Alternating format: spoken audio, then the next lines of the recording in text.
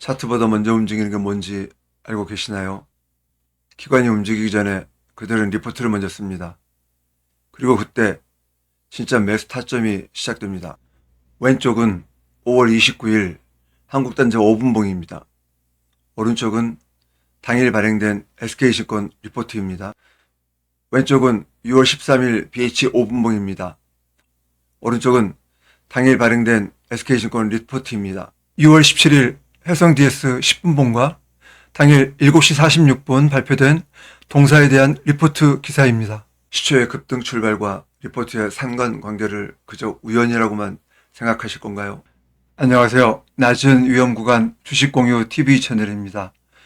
오늘 영상은 조선 기자재 업체인 오리엔탈 전공을 공유하도록 하겠습니다.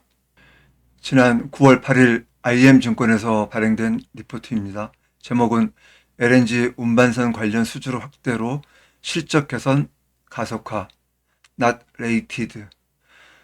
동사의 주요 제품군은 선형품과 기계류 부품 적재용 프로비전 크레인, 유조선의 오일 호스 취급용 호스, 핸들링 크레인, 벌크선용 데크 크레인 등이며 주요 고객사는 국내 빅3 조선소이다. 또한 동사의 자회사인 오리엔탈 마린텍은 데크하우스와 엔진룸 케이싱 등을 주력으로 생산하고 있으며 주요 고객사는 삼성중공업이다. 이러한 데크하우스는 선원들의 거주 시설로서 각종 생활 설비와 운항 장비가 설치되는 대형 철 건축 구조물이며 엔진룸 케이싱은 주기관, 보조기관, 발전기, 보일러 등 핵심 기계류가 설치되는 기관실의 외벽 구조물이다.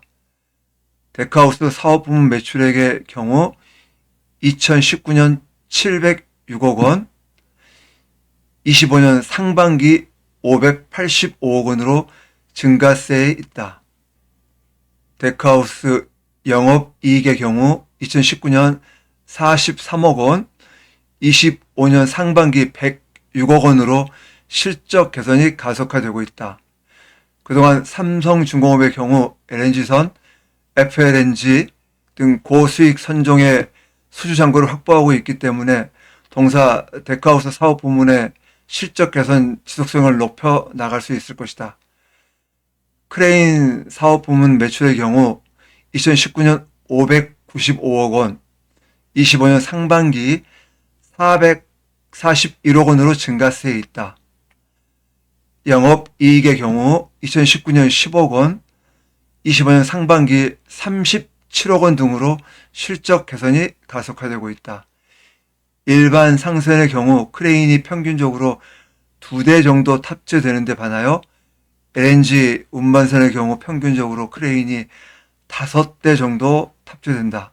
또한 LNG 운반선의 경우 일반 상선보다 크레인이 대형이기 때문에 ASP가 높은 편이다.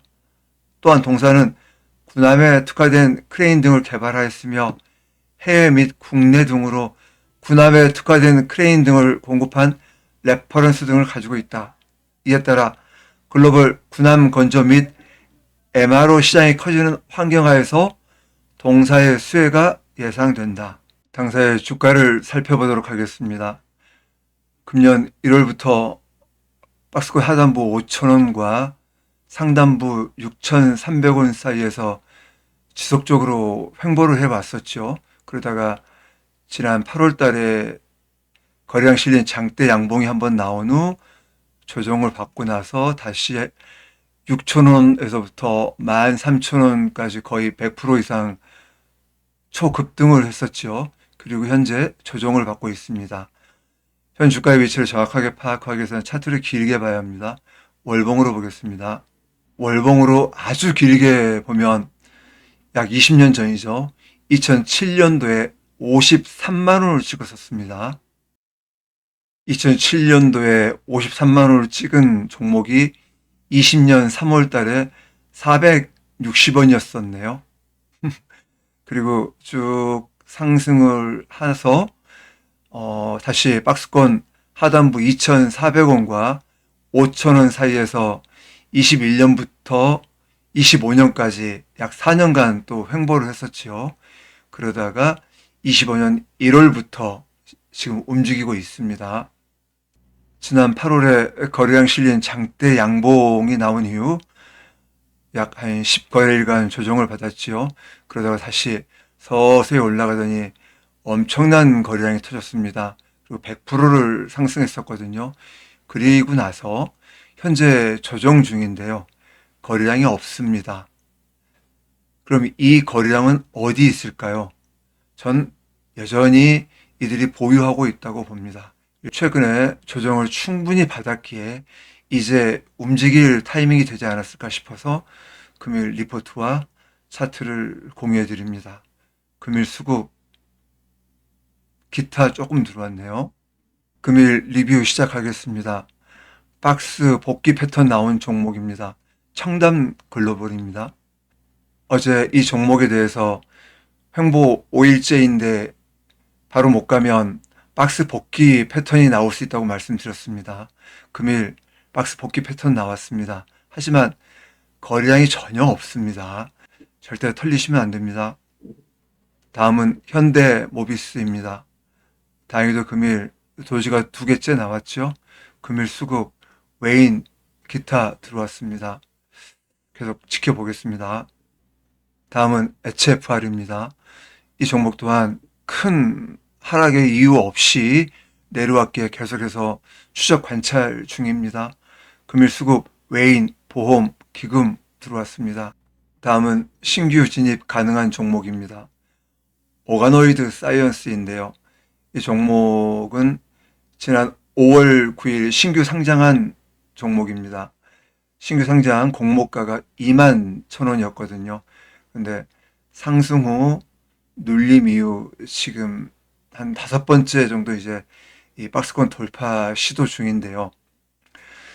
신규 상장주라 그런지 아직 증권사에서 커버하는 데가 없습니다. 그래서 리포트가 없기에 이 종목을 소개할까 말까 많이 망설였거든요. 근데 차트가 너무나 이뻐서 일단 한번 공유해 드리려고 금일 가져왔습니다.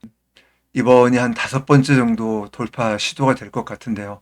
금일도 약 8% 슈팅이 한번 나왔다가 윗꼬리 달고 내려왔거든요. 저가권에서 윗꼬리는 매집과 비슷하다고 말씀드렸습니다. 나쁘지 않습니다. 한번 관심 가져보실 만한 종목입니다. 다음은 DI입니다. 이 종목 또한 최근에 발행된 리포트가 없더라고요.